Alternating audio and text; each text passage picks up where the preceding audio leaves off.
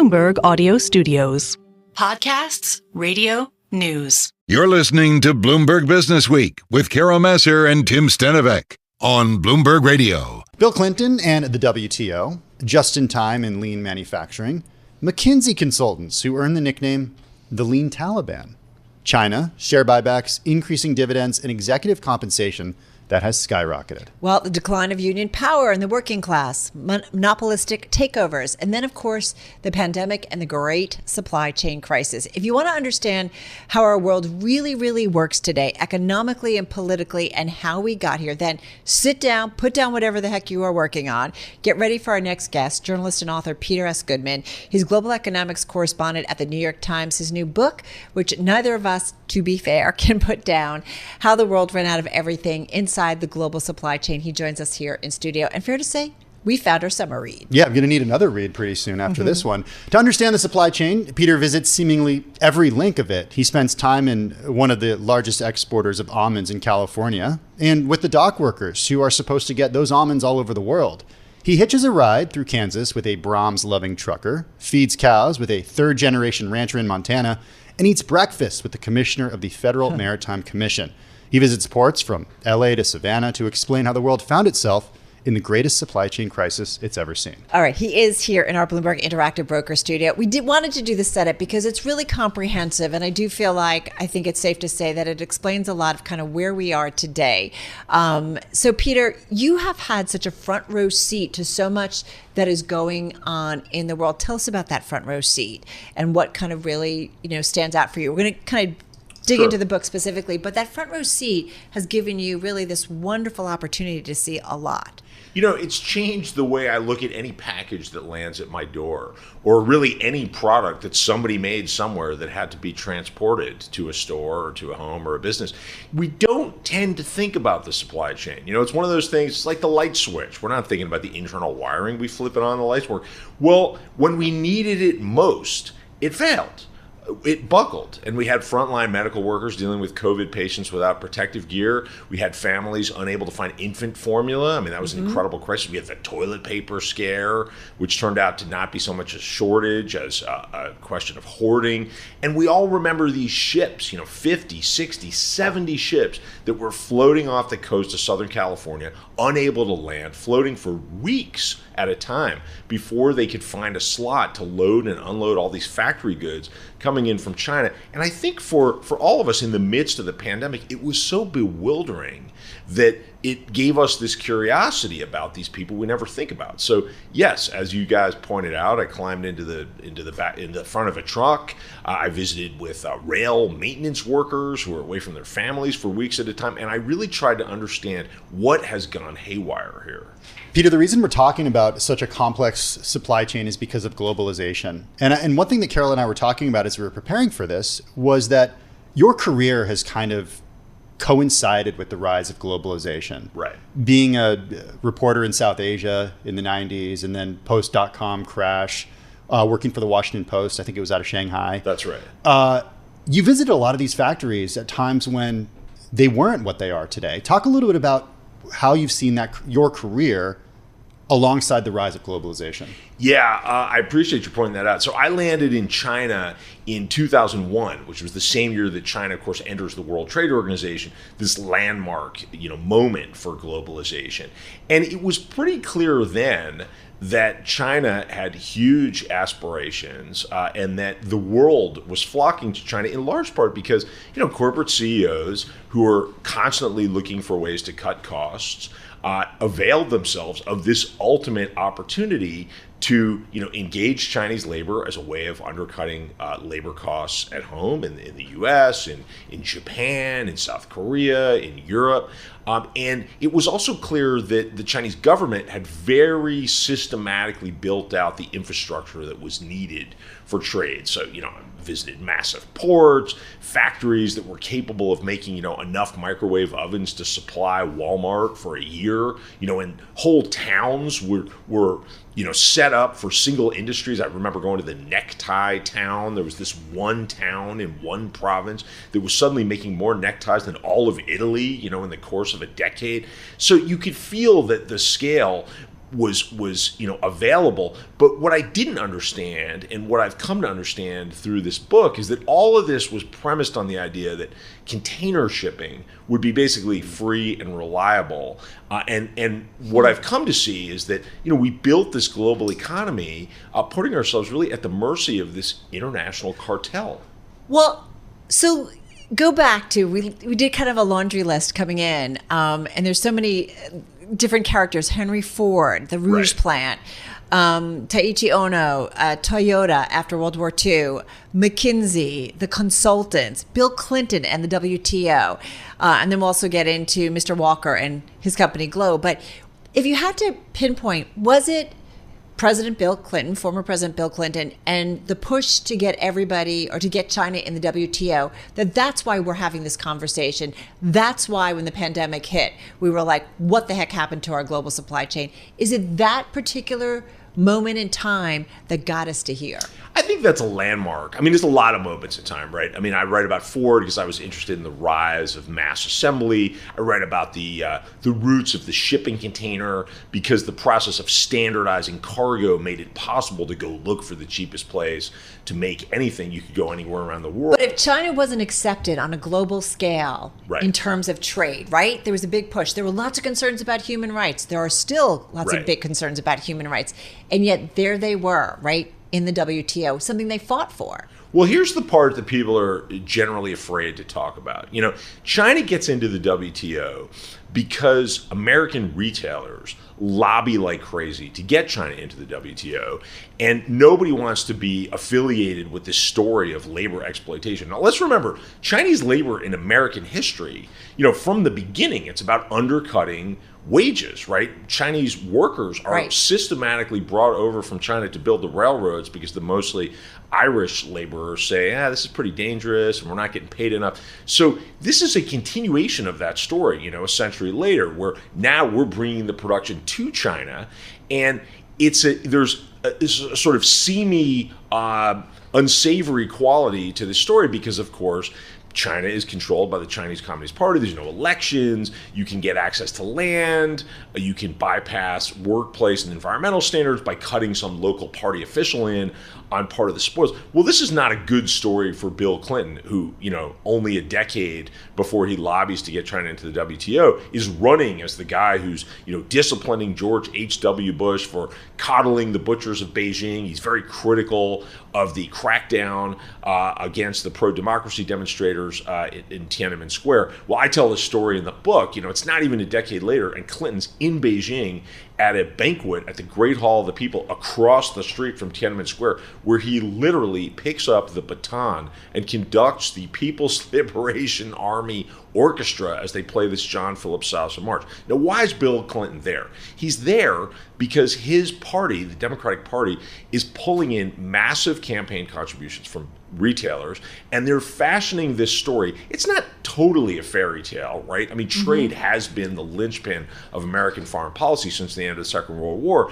but there are a lot of reasons to be dubious that, this is really about, it's not just about selling Chinese people lots of stuff, it's not just about buying cheap goods from China, this is about democratizing China. Well, that was the goal, the thinking that, okay, let's open up, trade, and probably democracy will come, and the human rights abuses will go away. Like that, like you, I feel like my career has kind of seen like the opening of China, and that this was going to solve so much, and yet it didn't necessarily play out that way. Well, one part of it played out. We got really low-cost goods from China.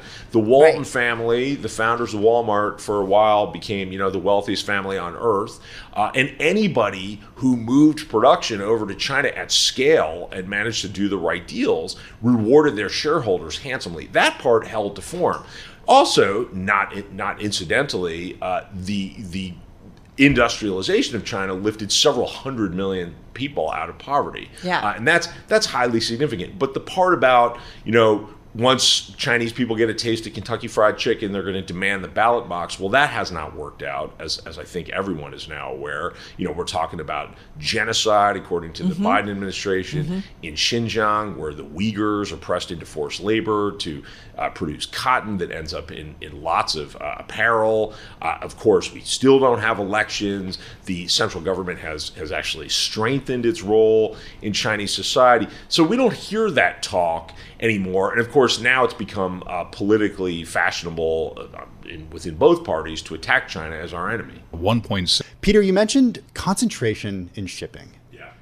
I believe you called it a cartel. Right. I had no idea before reading this that it was basically, three companies? Three alliances. That control. So there's a bunch of companies, but think of it like airline alliances. Three alliances that control basically all of shipping. 95% of the shipping from China to the West Coast of the United States. Some of the companies owned by China or are state subsidized organizations. How did it become like that? It became like that because there was deregulation pretty much everywhere, including in the U.S., where there used to be this antitrust exemption, but there was regulation on shipping rates. So you had to post what your rates were from one place to another. You couldn't negotiate a deal in secret. It was all above board, sort of like a utility, right? Like the government's involved because this is a vital part of the economy. And then basically retailers lobbied. There were a couple of landmarks. The last one was in the 80s. There was no Amazon then, but there was Walmart, Target. The big retailers thought, well, if we're bringing over lots of these factory goods from China to the West Coast of the U.S., to the East Coast of the U.S., we would like to be able to negotiate a better deal than the smaller competitors. So essentially, we've optimized the supply chain for the biggest companies.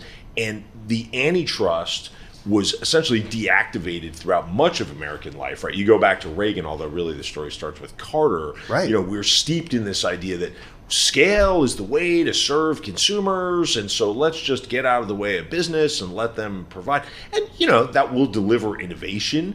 But once you take away competition, of course, what we get is pricing power.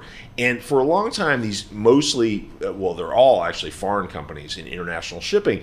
There were extensions of state policy in China, South Korea, Taiwan. So they were content to keep shipping costs low as a way to bolster their exports. But once we get a shock, in the great supply chain disruption during the pandemic, we see shipping prices go up tenfold. And we see, you guys were alluding to the fact that I spent some time with almond farmers in Central California. We see almond farmers I visited had an entire crop sold to Dubai, to Japanese purchasers, and they were just sitting on all this crop that they couldn't actually get on a ship because these shipping carriers were making so much money sending factory goods from China to the West Coast of the U.S., which is the gateway for 40% of American imports, that they didn't even want to bother to send empty containers up to the Central Valley to load up with farm products like almonds.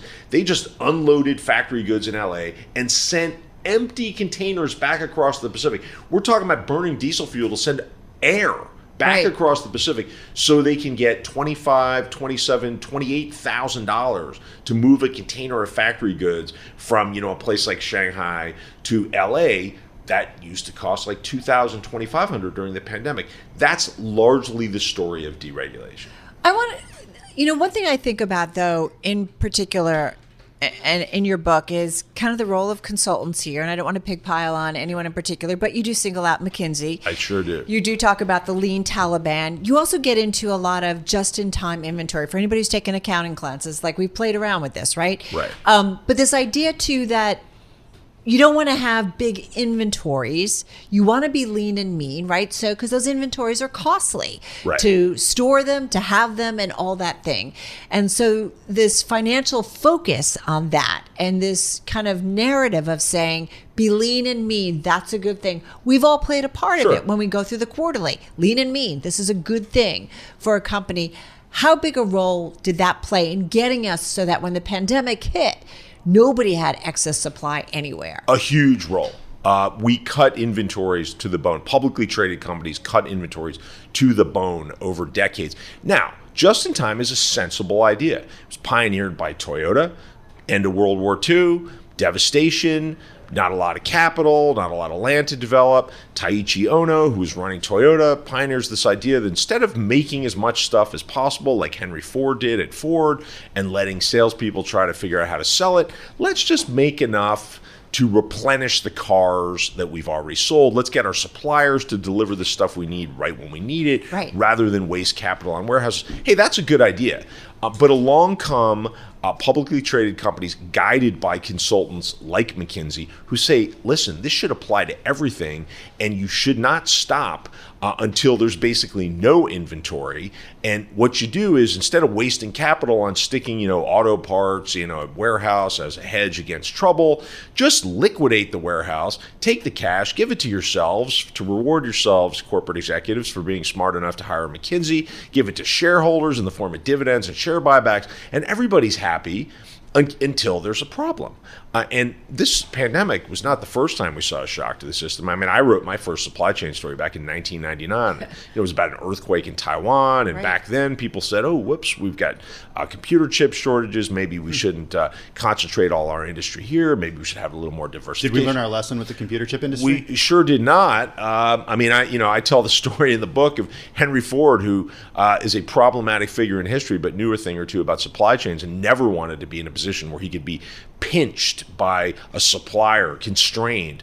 Would have been horrified to see what I saw 100 years later as I'm walking the catwalk at his signature River Rouge plant outside of Detroit, where they're making these beautiful F-150 pickup trucks, their most popular vehicle. They've got all the things they need except for the one thing that brings it to life, the computer chip. And I watched them park these cars in the shadow of Ford's corporate headquarters across the street from Henry Ford Elementary School. I mean, he would be spinning in his grave over this. We did not learn the lesson. I think this is the part, and forgive me if I've got it wrong, but when I read it, Detroit had devolved into a poignant example of what happened when middle-class factory jobs were replaced by poverty-level positions at retailers, warehouses, and fast food chains. Next to the old Highland Park factory, now a forlorn brick shell, a shopping center called Model T Plaza was anchored by a dollar store, a payday lender, and a plasma collection center awaiting people willing to swap blood for cash. The car itself had become an instrument of white flight.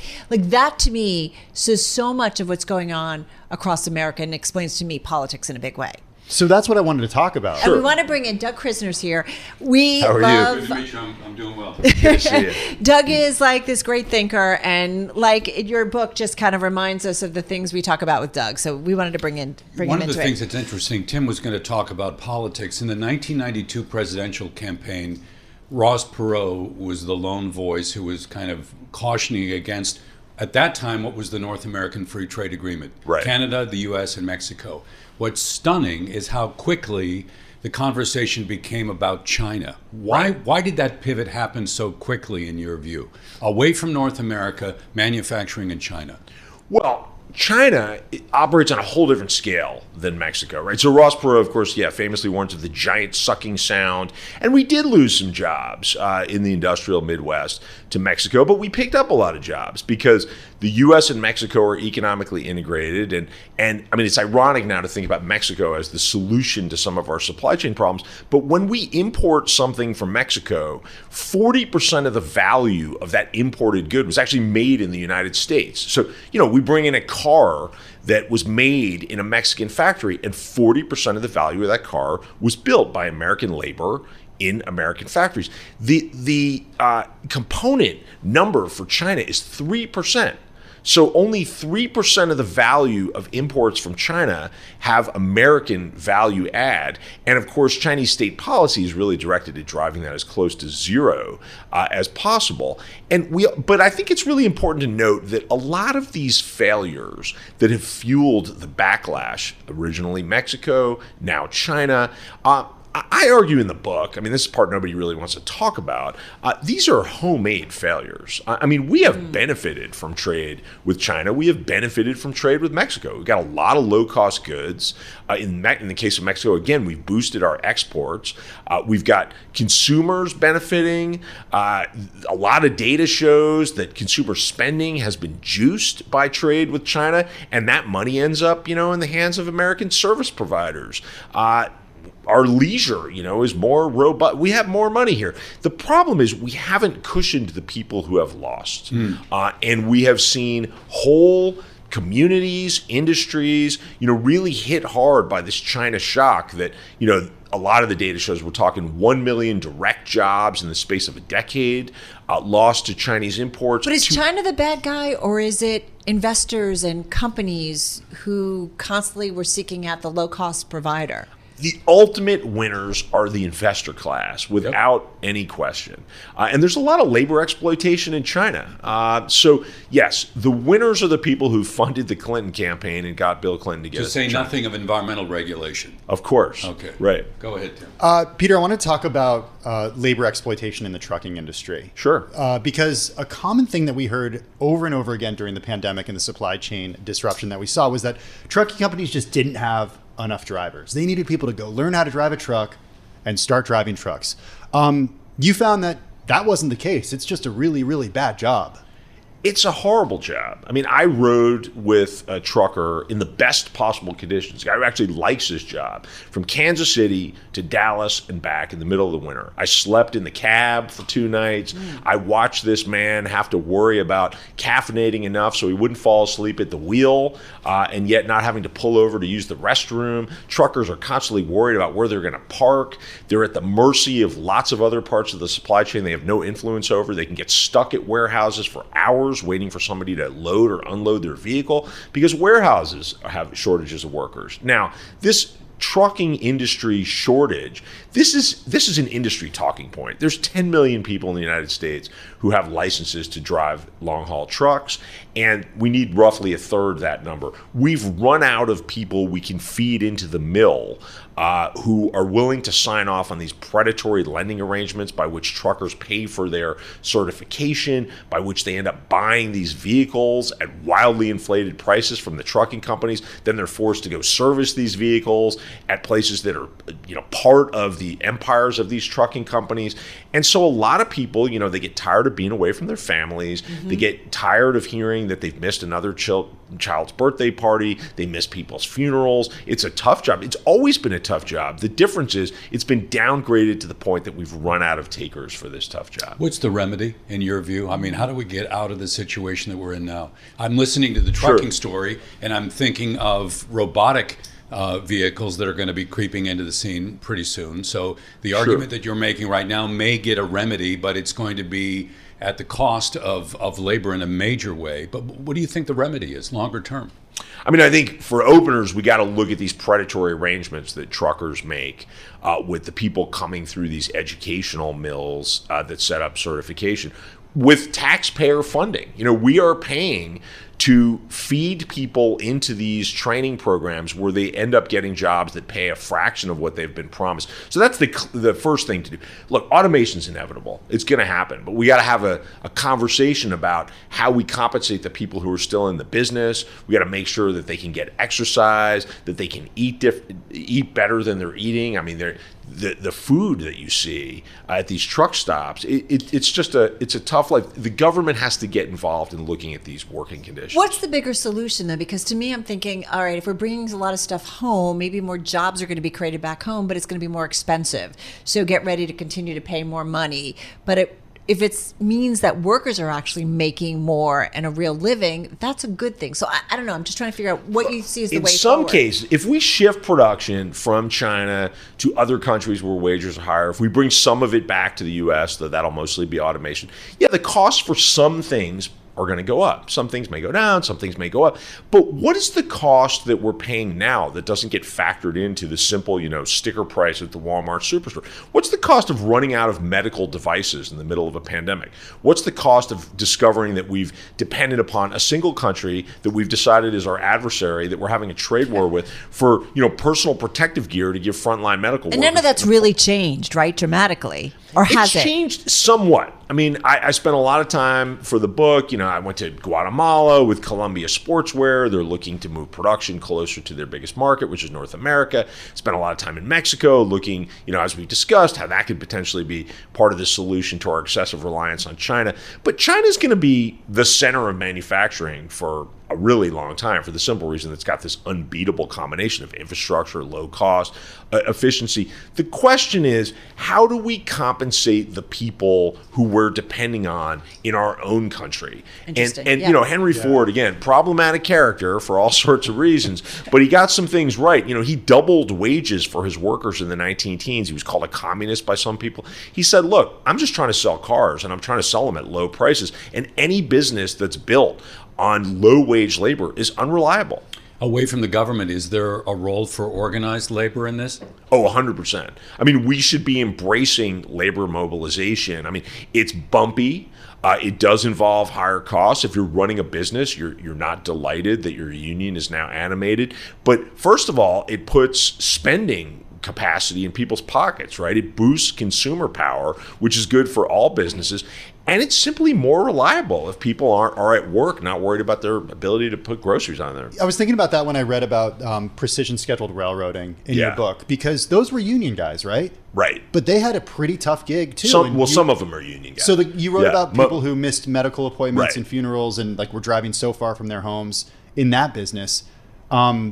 Were the unionized folks who were doing that in a much better position than the non-unionized ones? I mean, because that's a tough gig too. Look, the unions, were ready to go on strike and couldn't go on strike because there's this law that says they have to basically get the president's permission to strike, and the president didn't grant that permission because it would have been a shock to the system. It would have upped inflation, and that wasn't something that Joe Biden wanted to happen on his watch.